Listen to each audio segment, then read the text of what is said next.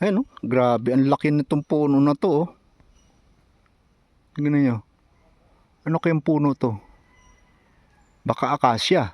Pero ang laki. Yung katawan ng puno, kahit siguro 5 taon, di kayang akapin yan sa laki niya, no? Hindi ko lang sigurado kung etong kinatatayuan ko sakop na to ng lingatungan o gupot. Kasi ang gupot nandi dito.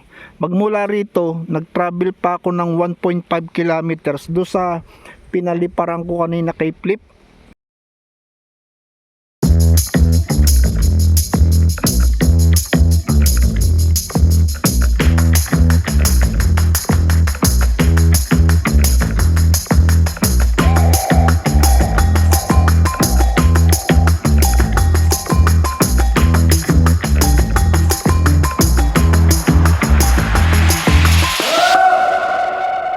Ayan, sarapan ko. Yan ang Dapatan Bridge. Yung tulay na yan, yan ang boundary ng Linay tsaka ng Don Jose Aguirre. Ang Linay, itong kaliwa, ang kanan, Don Jose Aguirre. Tapos meron ditong access road paloob, papunta sa loob. Ito yung ginawa dito na river dike, flood control. Pero sa kabilang side, wala.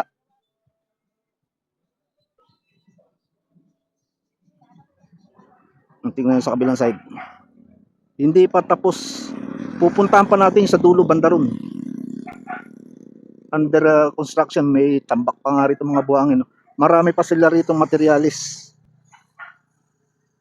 Itong lugar kasi to, madalang man to bahain. Maliban na lang kung may masentrong bagyo dito sa Northern Mindanao. Yan, babaha dito. Pero wala pa tong history ng malalang baha. Kadalasan ng baha dito, hindi naman pareho ng baha do sa ibang nababalita. Dito minimal ang baha, hindi ganun. Pero maganda pagkakagawa ng river dike. Ano, oh, linis. May mga kalabaw pa dito sa ilog, oh.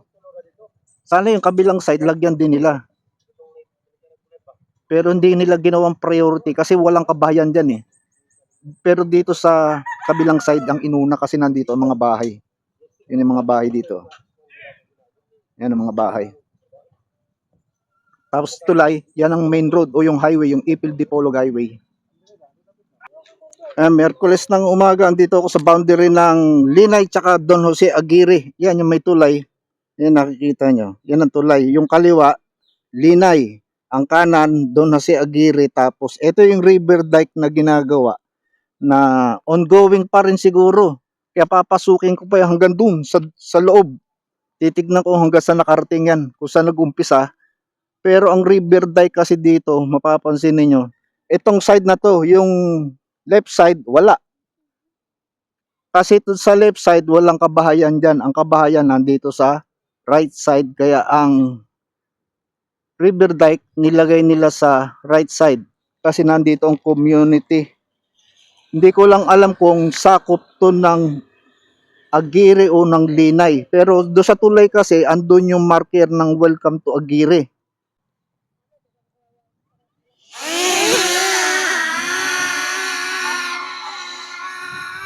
Ayan, may pabugso ng hangin.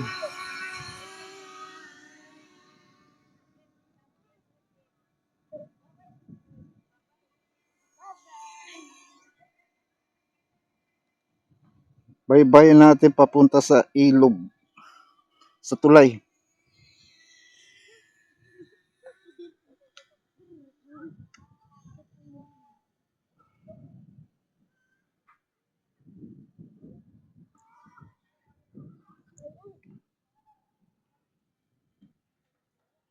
Malinis ang tubig, dahil ang dami nga naglalaba dito sa ilalim ng tulay. Dito sila naglalaba sa ilalim ng tulay kasi may lilim. Teka.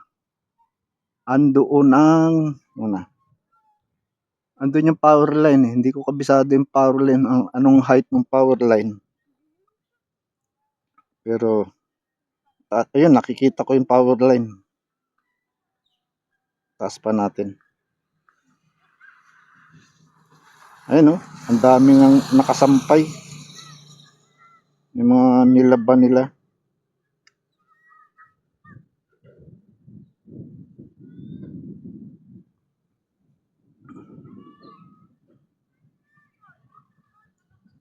Gawin natin 30 meters altitude. Sa 30 meters, wala na akong tatamaan dyan na kable.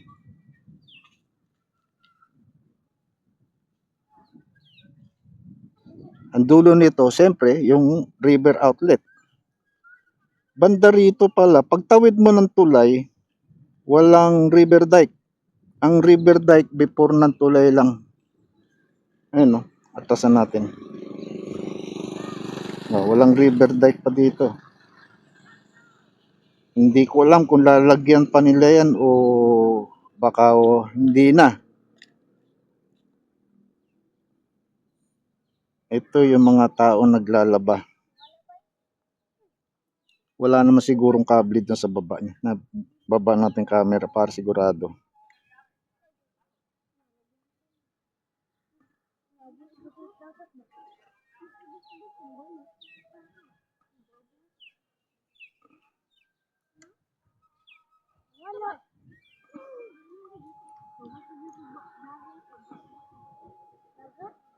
Ito yung mga naglalaba rito. Libre nga naman sa tubig kung dito sila.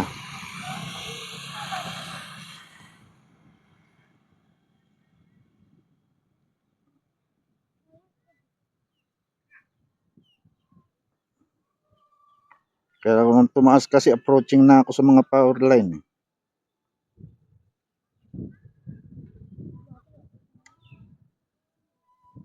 Tsaka tayo tatawid. Pag sigurado ka na libre ka na sa power line, tsaka ka tumawid ng tulay.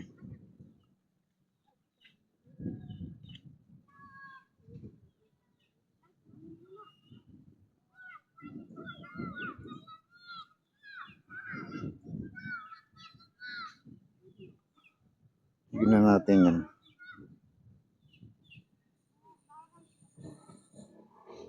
Ayan ang tulay.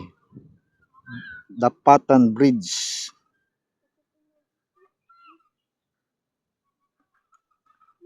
Kunan natin ang magandang video tong Dapatan Bridge.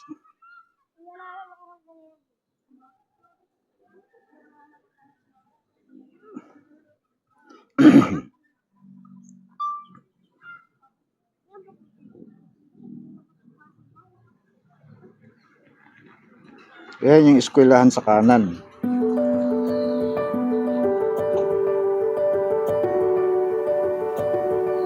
Baba pa lang ako. Taas pa natin.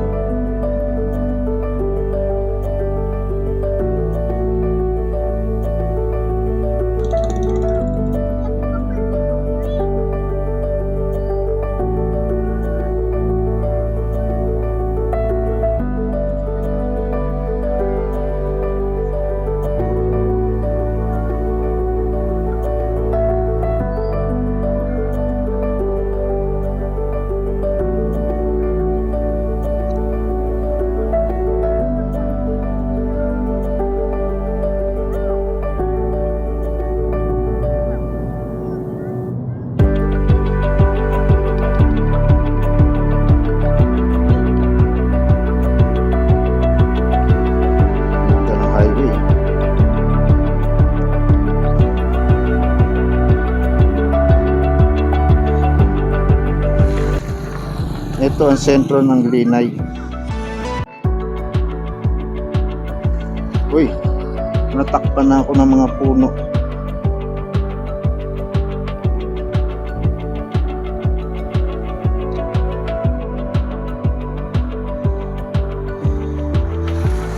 Kailangan ko nang bumalik. Yung mga puno sa kanan ko nakaharang, kaya nag-yellow ang indicator ng signal ng RC. Ito ang Dapatan Bridge. At tawid mo, doon sa Aguirre na yan.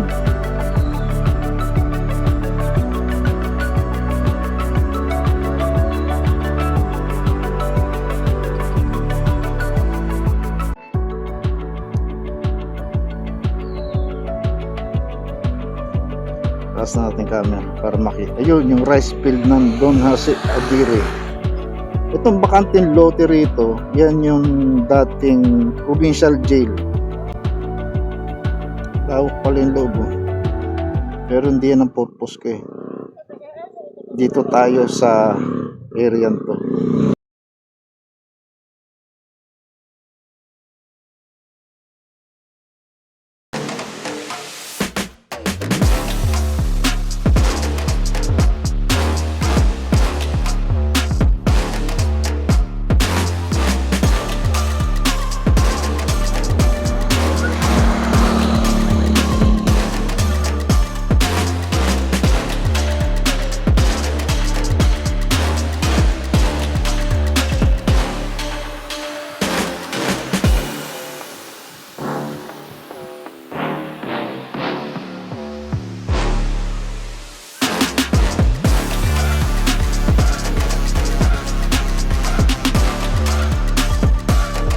Yung mga fans pa dito mga bata.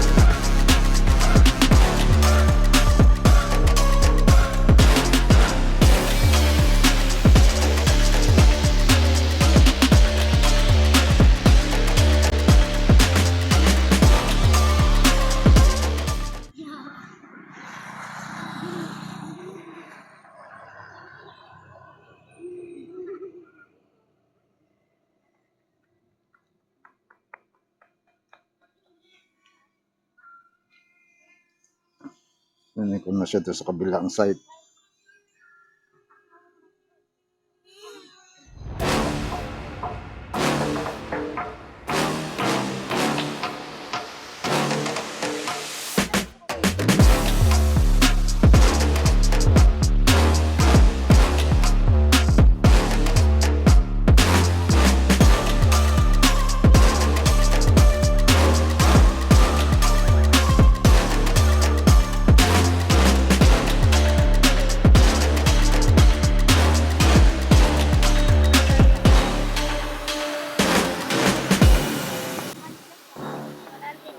RT8 na tayo at 58% na ang battery ko.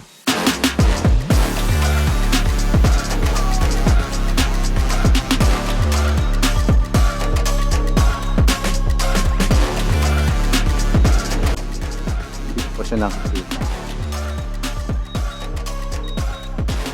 100 meters. Ayun na. Kita ko na siya rito.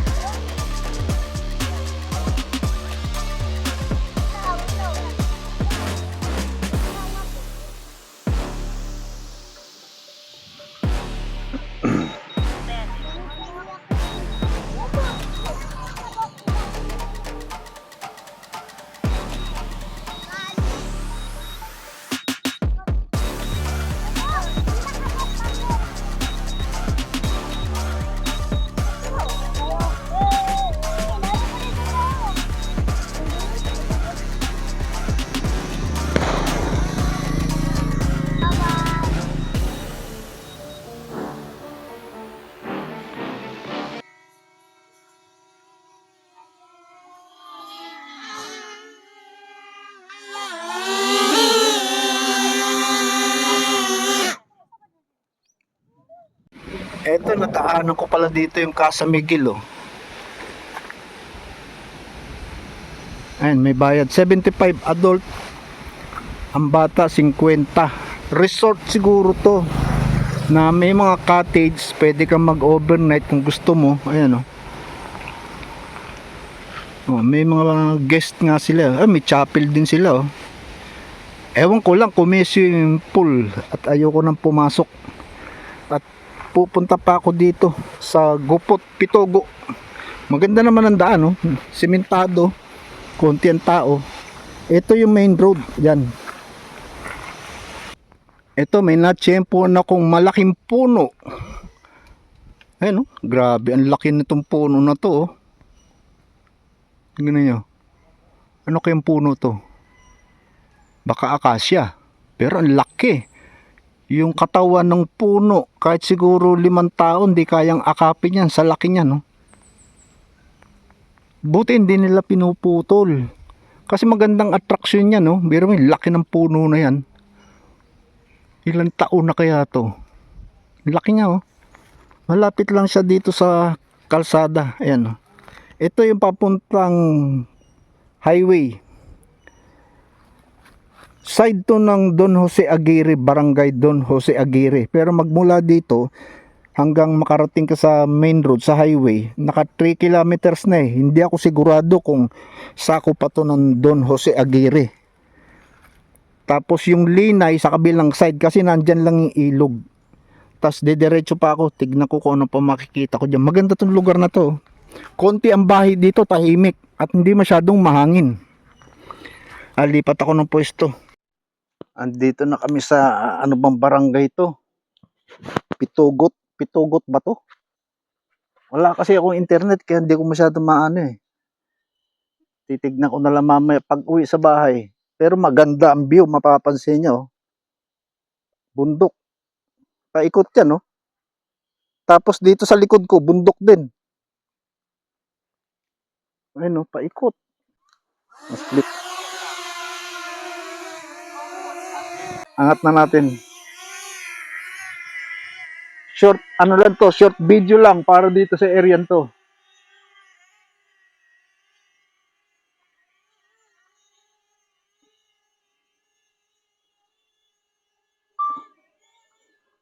Titignan ko lang to.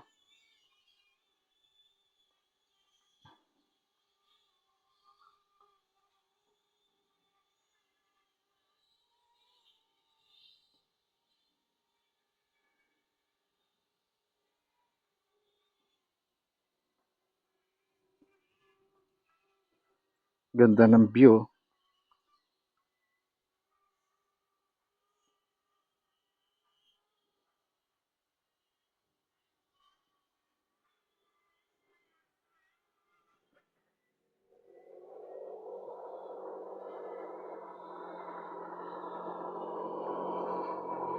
Gawin natin, patasin ko pa. Para sigurado. Kasi dito sa kaliwa ko may bundok. Baka mamaya may mataas na puno dyan. E nando si Flip. Sumabit. Yari.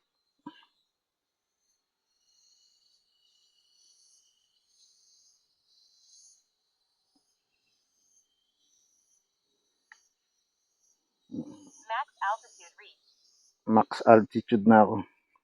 Puro bundok. Tapos nung pinapwestohan ko, mababang lugar. Pero napapaikutan ako ng bundok. Pero kahit mababang lugar to, i-compare mo sa bundok, mababa to. Pero kung doon mo i-base naman sa sea level, above sea level, mataas pa rin to. Ay, hindi naanan ko. Diyan ako dumaan. Paikot-ikot nga eh. Hindi ko siya makita rito.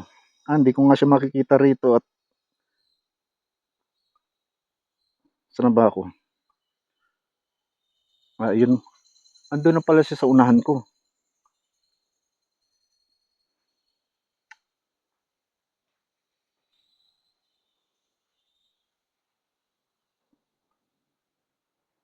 Ganda ng mga view dito.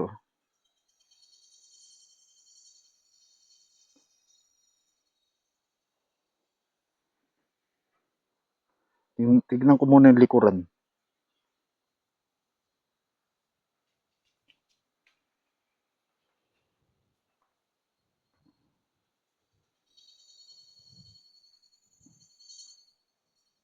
Baba tayo. Baba ko siya at mahangin sa taas.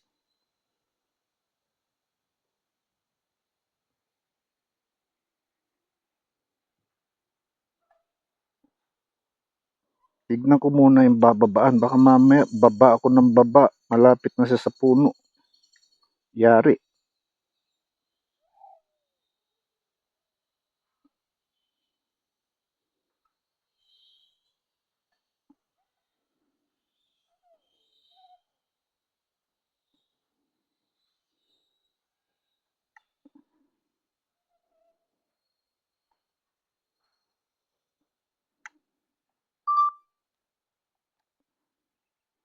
Baba pa tayo. Yan. Pwede na yan.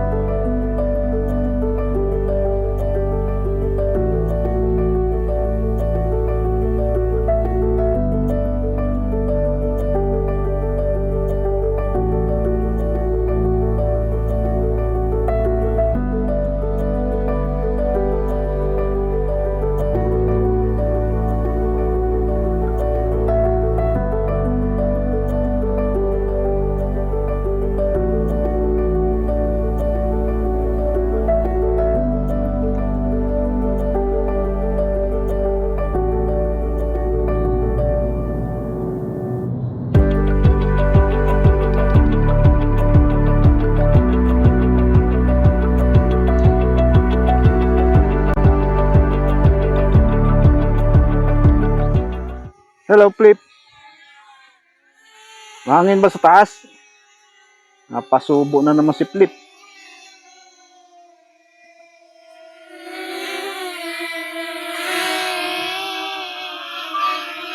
Nahahanap muna uli ako ng bago kong pwesto. Aabante pa ako papunta ron. Tignan ko kung anong... Pero tingin ko puro pababa eh. Pababa. Tapos aahon. Kaya gusto kong makita. Ito, ang ilog. Konti ang tubig ngayon dito sa ilog, sa taas. Ano pa to? Itong lugar na to, kung di ako nagkakamali, sako pa to ng Gupot, Pitogo. Pitogo, Gupot. Ayan. Ganda ng ilog, oh. Wala masyadong tubig. Oh. Malinis na, malamig ang tubig. Mukhang malamig ang tubig dito. Oh. Puro bato, oh. At mahangin dito sa lugar na to. Kahit napapaikutan siya ng mga bundok, mahangin. Ito yung mga galaw ng dahon, no? Panaihip ng hangin. Dito ako nagpalipad yung kurbada dyan paakyat. Dyan ako nagpalipad kanina. Tignan ko pa hanggang dun. Kasi mababa to. Ewan ko lang kung paakyat pa to. Pero tingin ko paakyat na to eh. Makikita natin yan dun. Oh, itong magandang lugar. Oh. Puro kabundukan. Andito, ang tinutungtong ko mataas to, burol. Ayun oh. Tas ilog yung baba. Nagla-landslide daw to pag yung panahon ng bagyo. Unti-unti nauubos kagaya na no. Nag-landslide daw yan nung nakaraang bumagyo dito. Yung ano bang bagyo yun. Pero may isang buwan na kasi yung walang ulan at wala namang bagyo dito sa Mindanao. Madalas ang bagyo nasa Luzon, Visayas. Sa Mindanao wala. Kaya ang mapapansin nyo, ang ilog tuyo. Hindi naman total tuyo pero halos walang umaagos. Oh. Ayun, kitang-kita ang riverbed. Oh, ang ganda oh. Nandiyan ako papunta. Ano tong lugar na to?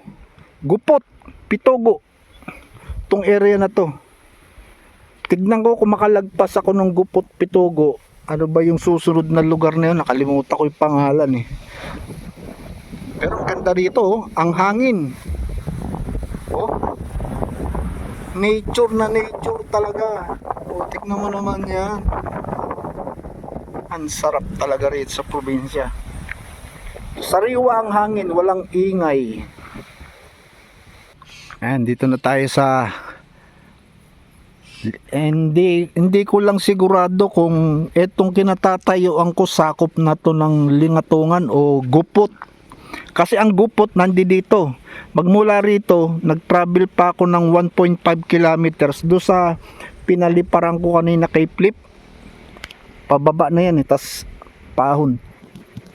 Tinignan ko sa Google Map, andito ang Lingatungan, siguro mga 1 kilometer pa. Kaya pa naman ng e-bike, ang problema lang kasi, nagugutom na ako. Wala naman akong almusal kanina, nagkape lang ako eh. Ayun o, burol, tapos mga puno. Ayun o, puro puno. Yung baba nito nga pala, gubat, sinilip ko kanina. Yung pinakailalim niyan, hindi mo makikita kung ano yung nando sa ilalim. Dahil puro puno, kakahuyan, mga halaman, ganun, halo-halo.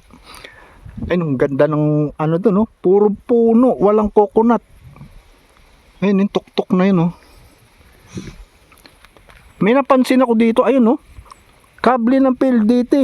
Yung kable na black and red, sa ano yan, PLDT yan, hindi yan power line. Swerte naman nung nagpakabit yan. Kinabitan siya ng PLDT dito. Eh, ang layo nito. Magmula dito, kung babalik ka sa main road, siguro mga, ano yan, 4 kilometers o 5 kilometers yan. Biro mo, kung magmula rito, hanggang doon, walang iba nagpakabit, lugi si PLDT sa kable niyan. O kaya, mahal ang charge niyan. Pero baka marami kasi gumagamit din ng internet dyan, kaya kinabitan yan. Pero ang ganda rito, tahimik. Wala kang maririnig na tao, walang mga sasakyan. Madalas dumadaan mga motor. Nakita niyo mga punuan dito. Masukal, magubat. Ang ganda oh. Sayang, kung di lang ako nagugutom, pupuntahan ko pa. Anuin ko pa ng lingatungan. Kaya pa naman ang battery ng e-trike. 4 bars pa rin yung battery ko eh. Ang problema lang ako, hindi na ako 4 bars. 3 bars na lang ako. Gutom na ako. Ganda dun sa taas oh. Kung maakyat mo yun, doon ka magpalipad. Di ang taas ng elevation. Ang taas ng lipat-lipit. Ganda niya no. Magkarugtong yan yung bundok na yan no. Hanggang dito na lang siguro ang video ko. At wala na, hindi na ako makakalayo. Kaya Tom Jones na ako. Tom Jones. Ganda. Kung natapos niya ang video ko at nagustuhan niya, don't forget to like and share and please subscribe para updated kayo sa susunod kong video. Maraming salamat po.